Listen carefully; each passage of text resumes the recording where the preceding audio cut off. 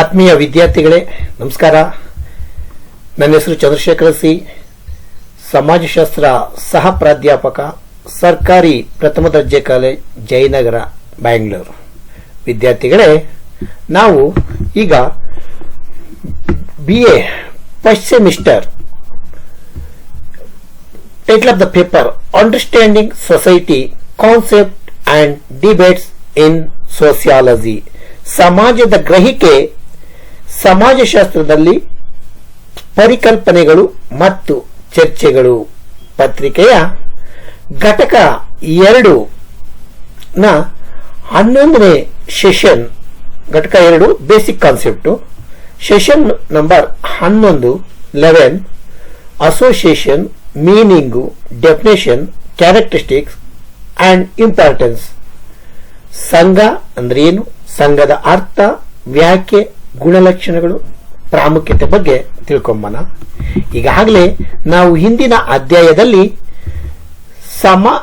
ಸಮಾಜ ಅಂದ್ರೇನು, ಸಮಾಜದ ಅರ್ಥ, ವ್ಯಾಖ್ಯೆ, ಲಕ್ಷಣಗಳು, ಸಮುದಾಯ ಅಂದ್ರೇನು, ಸಮುದಾಯ ಅರ್ಥ, ಸಮುದಾಯದ ಲಕ್ಷಣಗಳು, ಮೂಲಾಂಶಗಳು, ಸಮುದಾಯದ ಪ್ರಕಾರಗಳನ್ನ ತಿಳ್ಕೊಂಡ್ವಿ.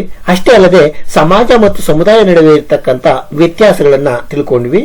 ಇಲ್ಲಿ ಮತ್ತೊಂದು ಬೇಸಿಕ್ ಕಾನ್ಸೆಪ್ಟ್, ಅದು ಪರಿಕಲ್ಪನೆ, ಸಂಘ ಅಂದ್ರೆ ಏನು, ಸಂಘದ ಅರ್ಥ, ಅದರ ವ್ಯಾಖ್ಯೆ, ಗುಣಲಕ್ಷಣಗಳ ಬಗ್ಗೆ ತಿಳ್ಕೊಂಬನ. ಮಾನವನು ಸಮೂಹ ಜೀವಿ. ಅನೇಕ ಪ್ರಾಣಿಗಳಂತೆ ಒಟ್ಟಾಗಿ ಕಲಿತು ಜೀವಿಸುವುದಷ್ಟೇ ಅಲ್ಲ, ತನ್ನ ಜೀವನಕ್ಕೊಂದು ವ್ಯವಸ್ಥಿತವಾಗಿರ್ತಕ್ಕಂಥ ರೂಪ ಕೊಡುವುದರಲ್ಲಿ ಆತ ಯಶಸ್ವಿಯಾಗಿರ್ತಕ್ಕಂಥದನ್ನ ನಾವು ನೋಡಬಹುದು. ಇಂದಿನ ಆಧುನಿಕ ಯುಗದಲ್ಲಂತೂ ಸಂಘಗಳ ಹೊರತಾಗಿರ್ತಕ್ಕಂಥ ಮಾನವನ ಜೀವನ ಅಂತಕ್ಕಂಥದನ್ನ ಊಹಿಸ್ಕೊಳ್ತಕ್ಕಂಥದ್ದು ಕಷ್ಟ ಆಗಬಹುದು. ವಾಸ್ತವವಾಗಿ ನಾವಿಂದು ವಾಸಿಸುತ್ತಿರುವುದು ಸಂಘಗಳ ಸಂಘಟನೆಗಳ ಯುಗದಲ್ಲಿ. ನಮ್ಮ ಆಸಕ್ತಿಗಳ ಪೂರೈಕೆಗಾಗಿ ನಾವು ಹಿಂದೆಂದಿಗಿಂತಲೂ ಅಧಿಕವಾಗಿ ಸಂಘಗಳ ಮೊರೆ ಹೋಗಬೇಕಾಗಿದೆ. ಸಮಾನ ಆಸಕ್ತಿ ಹೊಂದಿರುವಂತಹ ಇತರ ಜನರ ಬೆಂಬಲ ಅಂತಕ್ಕಂಥದ್ವಿಲ್ಲದೆ ನಾವು ಯಾವುದೇ ವಿಷಯದ ಬಗ್ಗೆ, ಸಮಸ್ಯೆಯ ಬಗ್ಗೆ ಹೋರಾಡಿದರೂ ಅದು ವ್ಯರ್ಥ ಪ್ರಯತ್ನವಾಗುವಂತಹ ಸಾಧ್ಯತೆ ಹೆಚ್ಚು. ಆದ್ದರಿಂದಲೇ ಸಂಘಗಳು ನಮ್ಮ ಬೇಡಿಕೆಗಳ ಹಾಗೂ ಬಯಕೆಗಳ ಈಡೇರಿಕೆಗಾಗಿ ತೀರಾ ಅನಿವಾರ್ಯವಾಗಿ ಬೇಕಾಗಿವೆ. ಇಂದು ಸಮಾಜದ ಎಲ್ಲಾ ಸ್ತರಗಳಲ್ಲೂ ವಿವಿಧ ರೂಪಗಳಲ್ಲಿ, ಹೆಸರುಗಳಲ್ಲಿ ಸಂಘಗಳು ಹುಟ್ಟುಕೊಂಡಿವೆ. ಹಾಗಾದ್ರೆ ಏನ್ ಸಂಘ ಅಂದ್ರೆ ಏನು ಅಂತಕ್ಕಂಥದ್ದನ್ನ ಇಲ್ಲಿ ನಾವು ತಿಳ್ಕೊಂಬನ. ಗುರಿ ಸಾಧನೆಯ ಅಥವಾ ಉದ್ದೇಶಗಳ ಈಡೇರಿಕೆಯ ಒಂದು ಸಾಧನವಾಗಿ ಸಂಘ, association has a means of pursuing ends. ಜನರು ಅನೇಕ ಬಗೆಯ ಅವಶ್ಯಕತೆಗಳು, ಬಯಕೆಗಳು ಮತ್ತು ಆಸಕ್ತಿಗಳನ್ನು ಹೊಂದಿದ್ದು ಅವುಗಳ ಈಡೇರಿಕೆಗಾಗಿಯೇ ತಲುಪಿಸ್ತಾ ಇದ್ದಾರೆ. ಅಂತಹ ಒಂದು ಬಯಕೆಗಳನ್ನ ಈಡೇರಿಸಿಕೊಳ್ತಕ್ಕಂಥ ಸಲುವಾಗಿ ಈ ಸಂಘಗಳಂತಕ್ಕಂಥದನ್ನ ಸ್ಥಾಪನೆ ಮಾಡಿಕೊಂಡಿದ್ದಾರೆ.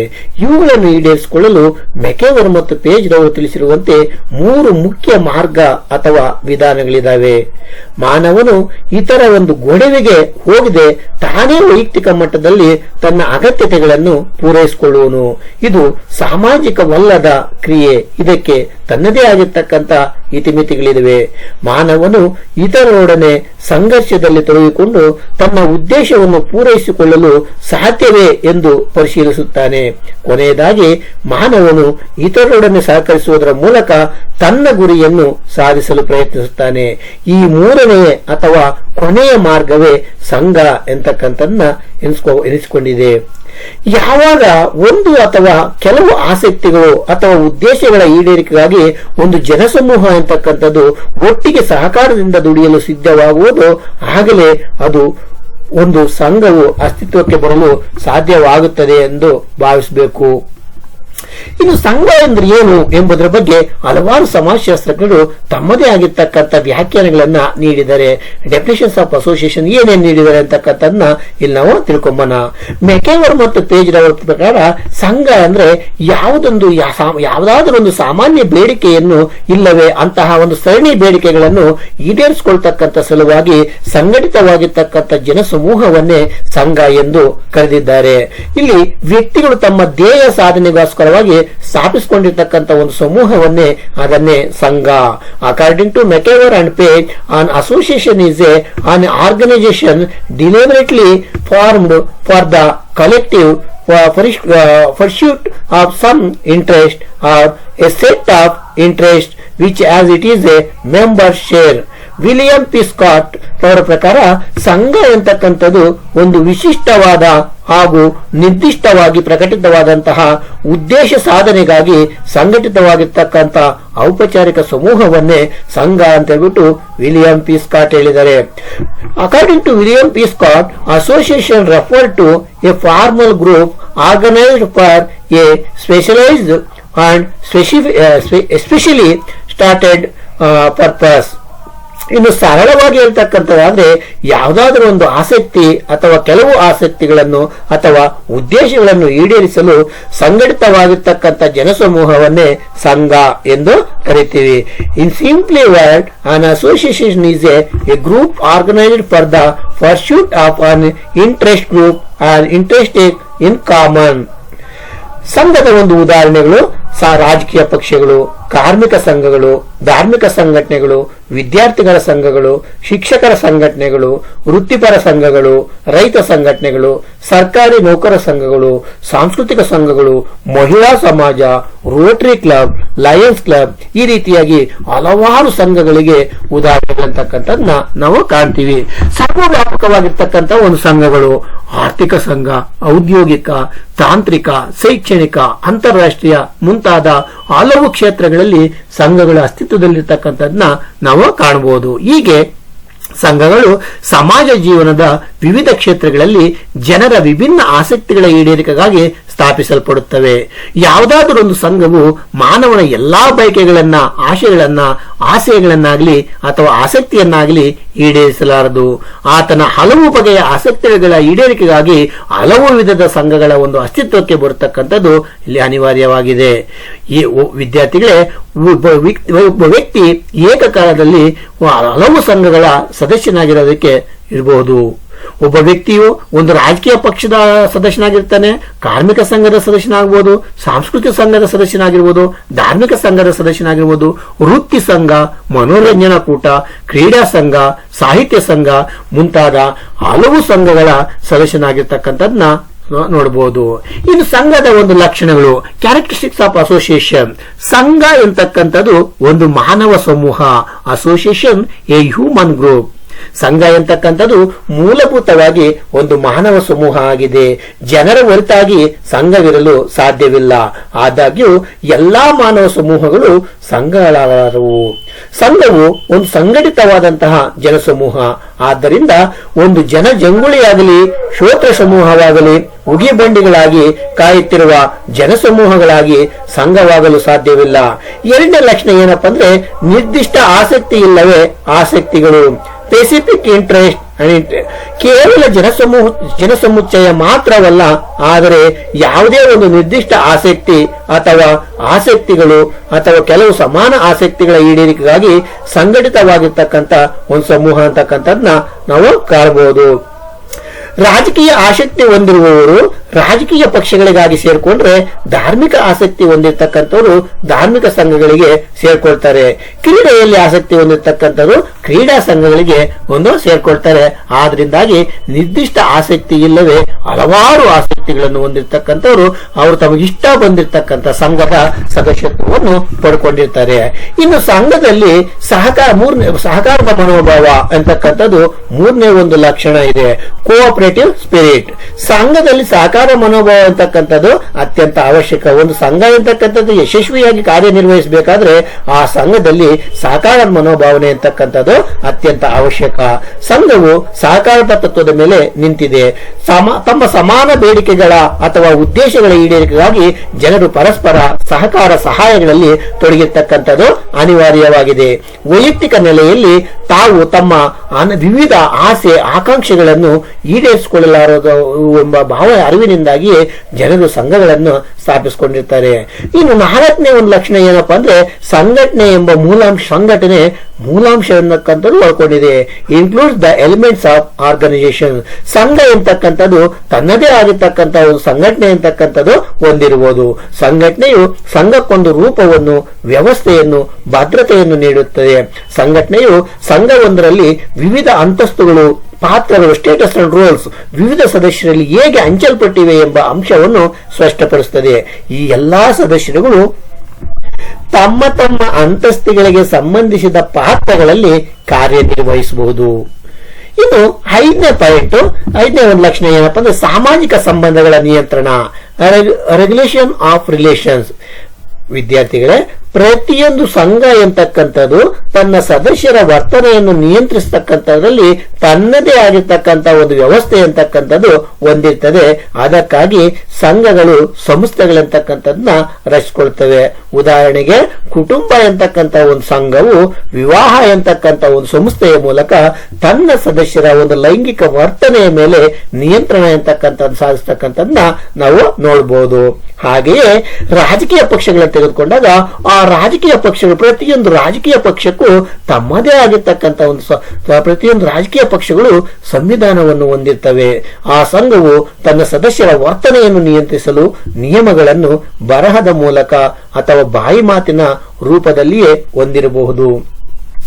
ಇನ್ನು 6ನೇ ಪಾಯಿಂಟ್, ಸಂಘದ ಒಂದು ಸ್ಥಿರತೆಯ ಅಂಶ, elements of stability of association. ಶಾಶ್ವತ ಸ್ವರೂಪದ ಅಥವಾ ಪೂರ್ಣ ತಾತ್ಕಾಲಿಕ ಸಂಘ ಎಂತಕ್ಕಂಥದ್ದು ಶಾಶ್ವತ ಸ್ವರೂಪದ್ದಾಗಿರ್ಬೋದು ಅಥವಾ ಪೂರ್ಣ ತಾತ್ಕಾಲಿಕ ರೂಪದ್ದಾಗಿರ್ಬೋದು. ಕೇವಲ ರಾಜಕೀಯ ಮತ್ತು ಧಾರ್ಮಿಕ ಸಂಘಗಳು ದಶಕಗಳ ಇತಿಹಾಸ, ಕೆಲವು ರಾಜಕೀಯ ಮತ್ತು ಧಾರ್ಮಿಕ ಸಂಘಗಳಂತಕ್ಕಂಥದ್ದು ದಶಕಗಳ ಒಂದು ಇತಿಹಾಸ ಅಂತಕ್ಕಂಥದ್ದು ಹೊಂದಿದ್ರೆ, ಆದರೆ ಕೆಲವು ಸಂಘಗಳು ಬಹಳ ತಾತ್ಕಾಲಿಕ ಸ್ವರೂಪದ್ದವು. ಬರಹಗಾರರನ್ನು ಇಲ್ಲವೇ ವಿಜ್ಞಾನಿಗಳನ್ನು ಸನ್ಮಾನಿಸಲು ಸ್ಥಾಪಿಸಲ್ಪಡತಕ್ಕಂಥ ಒಂದು ಸಂಘಗಳು ಸನ್ಮಾನ ಸಮಾರಂಭದೊಂದಿಗೆ ಅದು ವಿಸರ್ಜನೆ ಅಂತಕ್ಕಂಥದ್ದು ಹೊಂದಬಹುದು ಆಗಿರ್ತದೆ. ಇನ್ನು ಸಂಘದ ಕುರಿತಂತೆ ಈ ಹಿಂದೆ ನೀಡಲಾಗಿರ್ತಕ್ಕಂಥ ವ್ಯಾಖ್ಯಾನಗಳಿಂದ ನಾವು ಸ್ಪಷ್ಟವಾಗುವಂತೆ ಸಂಘ ಎಂತಕ್ಕಂಥದ್ದು ನಿರ್ದಿಷ್ಟ ಆಸಕ್ತಿಯೊಂದರ ಸುತ್ತ ಅತ್ಯಂತ ಪ್ರಕಟಿತವಾಗಿ ಸಂಘಟಿತವಾಗಿರ್ತಕ್ಕಂಥ ಒಂದು ಸಮೂಹವಾಗಿದೆ. ಪ್ರಕಟಿತವಾಗಿ ಸಂಘಟಿತವಾದದ್ದಾಗಿದೆ ಎಂಬ ಅದರ ಗುಣವೇ ಸಂಘವನ್ನು ಇತರ ಬಗೆಯ ಸಾಮಾನ್ಯ ಸಮೂಹಗಳಿಂದ ಬೇರ್ಪಡಿಸುವುದು. ಅದರಂತೆಯೇ ಜನಮಂದೆ, ಶೋತೃವರ್ಗ, ಸಾರ್ವಜನಿಕ ಸಮೂಹ ಮುಂತಾದ ಸಮೂಹಗಳು ಸಂಘ ಎನಿಸ್ಕೊಳ್ಳೋದಕ್ಕೆ ಸಾಧ್ಯ ಇಲ್ಲ. ಈಗ ಜನಮಂದೆ ಅಂತಕ್ಕಂಥದ್ದು ಇದ್ದಕ್ಕಿದ್ದಂಗೆ ಒಂದು ಯಾವುದೋ ಒಂದು ಏನೋ ಒಂದು ಎಲ್ಲ ಒಂದು ಆಕ್ಸಿಡೆಂಟ್ ಆಯ್ತು ಅಥವಾ ಯಾವುದೋ ಒಂದು ಏನೋ ಒಂದು ಇದಕ್ಕಿದ್ದಂಗೆ ಒಂದು ಜನ ಸೇರಿರ್ತಾರೆ, ಏನೋ ಯಾವುದೋ ಒಂದು ಕ್ಯೂರಿಯಾಸಿಟಿ, ಏನೋ ಒಂದು ಹಾವು ಬಂತು ಅಂತಕ್ಕಂಥ ಅಥವಾ ಏನೋ ಒಂದು ಹುಲಿ ಬಂತು, ಒಂದು ಚಿರತೆ, ಒಂದು ಕರಡಿ ಬಂತು, ಅದನ್ನ ನಾವು ಜನಮಂದೆ ಅಂತಕ್ಕಂಥ ಕೇಳ್ತೇವೆ. ಆದ್ರೆ ಅದೇ ರೀತಿ ಶ್ರೋತೃವರ್ಗ ತೆಗೆದುಕೊಂಡಾಗ ಯಾವುದೋ ಒಂದು ವಿಶೇಷವಾಗಿರ್ತಕ್ಕಂಥ ಯಾರೋ ಚಿತ್ರನಟರು ಅಂತಕ್ಕಂಥವ್ರು ಅಥವಾ ಯಾವುದೋ ಒಬ್ಬ ರಾಜಕೀಯ ವ್ಯಕ್ತಿನೋ ಯಾರೋ ಪ್ರಧಾನಮಂತ್ರಿ ಅಂತಕ್ಕಂಥ ಅಥವಾ ಸಿಎಂ ಅಂತಕ್ಕಂಥ ಮುಖ್ಯಮಂತ್ರಿ ಅಂತಕ್ಕಂಥ ಬಂದ್ರೆ ಇದಕ್ಕೆ ಶ್ರೋತೃವರ್ಗ ಅಂತಕ್ಕಂಥ ಸೇರ್ತಾರೆ. ಆದ್ರೆ ಆ ನಂತರ ಅವರು ಆ ರೀತಿಯಾಗಿ ಸೇರ್ಕೊಂಡಿರ್ತಕ್ಕಂಥ ಒಂದು ಸಮೂಹಗಳನ್ನ ನಾವು ಸಂಘ ಅಂತ ಕರೆಯೋದಕ್ಕೆ ಸಾಧ್ಯವಿಲ್ಲ. ಇಂದಿನ ಆಧುನಿಕ ಜಗತ್ತಿನಲ್ಲಿ ಸಂಘಗಳು ಹಿಂದೆಂದಿಗಿಂತಲೂ ಹೆಚ್ಚಿನ ಮಹತ್ವ, ಅತ್ಯಂತ ಹೆಚ್ಚಿನ ಒಂದು ಮಹತ್ವ ಅಂತಕ್ಕಂಥದ್ದು ಗಳಿಸಿವೆ. ಸಂಘಗಳ ಸಂಖ್ಯೆ ಮಾತ್ರ ಅಂತಕ್ಕಂಥದ್ದಲ್ಲದೆ ಅವುಗಳ ಪ್ರಕಾರಗಳು ಇಂದು ಹೆಚ್ಚುತ್ತಲಿವೆ ಅಂತಕ್ಕಂಥದ್ದನ್ನ ಇಲ್ಲಿ ನಾವು ತಿಳ್ಕೋಬಹುದು. ನಮ್ಮ ಸಾಮಾಜಿಕ ಜೀವನದ ಎಲ್ಲಾ ರಂಗಗಳು ಇವತ್ತು ಸಂಘಗಳಂತಕ್ಕಂಥದ್ದು ಪ್ರವೇಶಿಸಿವೆ ಅಂತಕ್ಕಂಥದ್ದನ್ನ ಇಲ್ಲಿ ನಾವು ತಿಳ್ಕೋಬಹುದು. ನಮ್ಮ ಸಾಮಾಜಿಕ ಕ್ಷೇತ್ರದಲ್ಲಿ ಸಂಭವಿಸ್ತಾ ಇರ್ತಕ್ಕಂಥ ಒಂದು ಕ್ಷಿಪ್ರ ಪರಿವರ್ತನೆಗಳಿಂದಾಗಿ ಅನೇಕ ಪ್ರಕಾರದ ಸಂಘಗಳು ಇವತ್ತು ಉಟ್ಕೊಂಡಿರ್ತಕ್ಕಂಥದ್ದನ್ನ ನಾವು ನೋಡಬಹುದು. ಪ್ರಜಾಸತ್ತಾತ್ಮಕ ದೇಶಗಳಲ್ಲಂತೂ ಸಂಘಗಳು ಬಹಳ ಮುಖ್ಯವಾಗಿರ್ತಕ್ಕಂಥ ಪಾತ್ರ ಅಂತಕ್ಕಂಥದ್ದು ವಹಿಸ್ತವೆ. ಆಧುನಿಕ ಯುಗವನ್ನು ಸಂಘಗಳ ಸಂಘಟನೆಯ ಯುಗ ಎಂತಕ್ಕಂಥದ್ದು ಹೇಳೋದ್ರಲ್ಲಿ ಯಾವುದೇ ರೀತಿಯಾಗಿರ್ತಕ್ಕಂಥ ಆಸಕ್ತಿ ಅಂತಕ್ಕಂಥದ್ದು ನಾವು ಇಲ್ಲ ಅಂತಕ್ಕಂಥದ್ದನ್ನ ಇಲ್ಲಿ ನಾವು ತಿಳ್ಕೋಬಹುದು. ಇನ್ನು ಸಂಘ ಮತ್ತು ಸಮುದಾಯ ನಡುವೆ ಇರ್ತಕ್ಕಂಥ ವ್ಯತ್ಯಾಸ, difference between community and association. ಸಮುದಾಯ ಮತ್ತು ಸಂಘ ಎಂತಕ್ಕಂಥದ್ದು ವಿದ್ಯಾರ್ಥಿಗಳೇ, ಇದುವರೆಗೂ ನಾವು ಸಂಘ ಅಂದ್ರೆ ಏನು, ಸಂಘದ ಅರ್ಥ, ವ್ಯಾಖ್ಯೆ, ಅದರ ಲಕ್ಷಣಗಳನ್ನ ತಿಳ್ಕೊಂಡಿವೆ.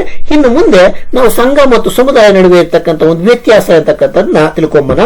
ಈ ಸಮುದಾಯ ಮತ್ತು ಸಂಘ ಎಂತಕ್ಕಂಥದ್ದು ಇವು ಮಾನವನ ಸಾಂಘಿಕತೆಯ ಎರಡು ರೂಪಗಳಾಗಿದ್ದರೂ ಪರಸ್ಪರ ಒಂದೇ ಆಗಿಲ್ಲ. ಸಮಾಜಶಾಸ್ತ್ರೀಯವಾಗಿ ಇವು ಎರಡು ವಿಭಿನ್ನ ಪರಿಕಲ್ಪನೆಗಳನ್ನು ಪ್ರತಿನಿಧಿಸುತ್ತವೆ.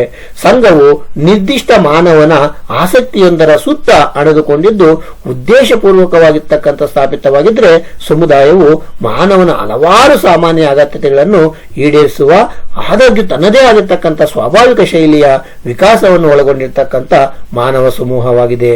ಸಂಘ ಎಂತಕ್ಕಂಥ ಗಾತ್ರದಲ್ಲಿ ಸಂಘಕ್ಕಿಂತಲೂ ಬಹಳ ದೊಡ್ಡವಾಗಿರಬಲ್ಲ ಸಮುದಾಯಗಳು ಹುಟ್ಟಿನಿಂದ ಸಾವಿನವರೆಗೂ ಮಾನವನ ಸಮಸ್ತ ಜೀವನವನ್ನು ಆವರಿಸಿ ನಿಲ್ಲಬಲ್ಲವು. ಅವುಗಳ ಪ್ರಭಾವ ಸಂಘದ ಪ್ರಭಾವಕ್ಕಿಂತಲೂ ಬಹಳ ವಿಸ್ತಾರ ವ್ಯಾಪ್ತಿಯದು. ಇನ್ನು ಸಮುದಾಯ ವ್ಯಾಪ್ತಿಯೊಂದರಲ್ಲಿಯೇ ಹಲವಾರು ಸಂಘಗಳಂತಕ್ಕಂಥದ್ದು ಇರಬಹುದು.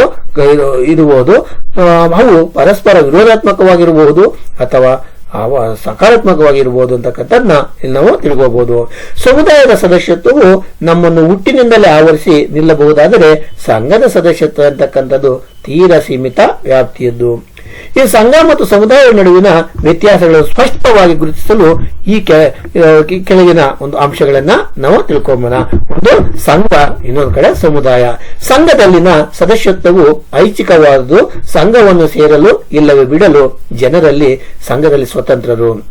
ಆದರೆ ಸಮುದಾಯದಲ್ಲಿ ಹುಟ್ಟಿನಿಂದಲೇ ಜನರು ಹಳ್ಳಿ, ಪಟ್ಟಣ, ತಾಲೂಕು, ರಾಜ್ಯಗಳಂತಹ ಸಮುದಾಯದ ಸದಸ್ಯರಾಗಿರ್ತಾರೆ.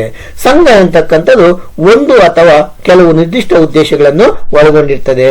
ಸಮುದಾಯ ಅಂತಕ್ಕಂಥದ್ದು ಎಲ್ಲರಿಗೂ ಅನ್ವಯವಾಗಬಹುದಾದ ಸಾಮಾನ್ಯ ಆಸಕ್ತಿಗಳನ್ನು ಹೊಂದಿರುವುದೇ ಹೆಚ್ಚು.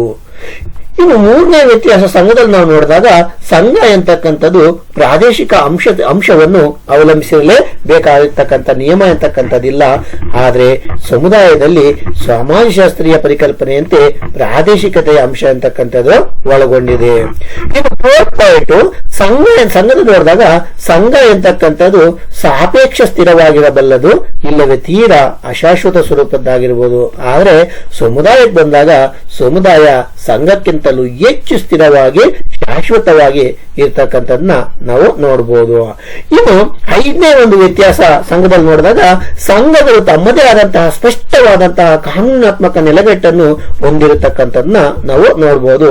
ಸಮುದಾಯಕ್ಕೆ ಕಾನೂನಿನ ಒಂದು ನೆಲೆ ಬೇಕೆಂಬತಕ್ಕಂಥ ಸ್ಥಿರತೆ ಇರ್ತಕ್ಕಂಥದ್ದು ಇರೋದಿಲ್ಲ. ಸಂಘಗಳು ತಮ್ಮ ಸದಸ್ಯರ ವರ್ತನೆಯನ್ನು ನಿಯಂತ್ರಣ ಮಾಡತಕ್ಕಂಥದ್ದು ಆಗಿರ್ತವೆ. ಆದರೆ ಸಂಘಗಳು ತಮ್ಮ ಸದಸ್ಯರ ವರ್ತನೆಯನ್ನು ನಿಯಂತ್ರಿಸಲು, ಕಾರ್ಯಗಳನ್ನು ಸುವ್ಯವಸ್ಥಿತಗೊಳಿಸಲು ತಮ್ಮದೇ ಆಗಿರ್ತಕ್ಕಂಥ ಲಿಖಿತ ಅಥವಾ ಅಲಿಖಿತ ನಿಯಮಗಳನ್ನು ಹೊಂದಿರಬಹುದು. ಆದರೆ ಸಮುದಾಯ ತನ್ನ ಸದಸ್ಯರ ವರ್ತನೆಗಳನ್ನು ಅಲಿಖಿತ ನಿಯಮಗಳ ಮೂಲಕ ನಿಯಂತ್ರಿಸತಕ್ಕಂಥದ್ದೇ ಹೆಚ್ಚು. ಸಂಕೀರ್ಣ ಸಮುದಾಯಗಳಲ್ಲಿ ಲಿಖಿತ ರೂಪದ ನಿಯಮಗಳು ಅಂತಕ್ಕಂಥದ್ದು ಇರ್ತವೆ. ಇನ್ನು ಏಳನೇ ಒಂದು ವ್ಯತ್ಯಾಸ ಅಂತಕ್ಕಂಥದ್ದು ನೋಡಿದಾಗ, ಸಂಘಗಳು ಪಾಕ್ಷಿಕ ಸ್ವರೂಪದವು. ಅವು ವ್ಯಕ್ತಿಗಳ ಸಮಗ್ರ ಜೀವನವನ್ನು ಆವರಿಸಲಾರವು. ಅವು ಸಮುದಾಯದ ಚಿಕ್ಕ ಭಾಗಗಳಾಗಿರಲು ಸಾಧ್ಯ. ಆದರೆ ಈ ಕಡೆ ಸಮುದಾಯದಲ್ಲಿ ನೋಡಿದಾಗ, ಸಮುದಾಯ ಅಂತಕ್ಕಂಥದ್ದು ಸಮಗ್ರವಾದದ್ದು. ಅದರ ವ್ಯಾಪ್ತಿಯೊಳಗೆ ಹಲವಾರು ಸಂಘಗಳಂತಕ್ಕಂಥದ್ದನ್ನ ನಾವು ನೋಡಬಹುದು. ಸೊ ಇಷ್ಟು ನೀವು ಇದುವರೆಗೂ ನಾವು ಸಂಘ ಅಂದ್ರೇನು, ಸಂಘದ ಅರ್ಥ, ಸಂಘದ ವ್ಯಾಖ್ಯೆಗಳ ಬಗ್ಗೆ ನಾವು ತಿಳ್ಕೊಂಡ್ವಿ. ಮತ್ತೆ ಸಂಘ ಮತ್ತು ಸಮುದಾಯ ನಡುವೆ ಇರ್ತಕ್ಕಂಥ ಒಂದು ವ್ಯತ್ಯಾಸಗಳು. ಇನ್ನೂ ಹೆಚ್ಚಿನ ಒಂದು ನಿಮಗೆ ಮಾಹಿತಿ ಬೇಕು ಅಂತಂದ್ರೆ ಇಲ್ಲಿರ್ತಕ್ಕಂಥ ಒಂದು ರೆಫರೆನ್ಸ್ ಬುಕ್ಸ್ ಅನ್ನು ಓದಿ ಅದರ ಹೆಚ್ಚಿನ ಮಾಹಿತಿಗಳನ್ನು ನೀವು ಪಡ್ಕೋಬಹುದು. ನಮ್ಮ ವಂದನೆಗಳೊಂದಿಗೆ ನಮಸ್ಕಾರ.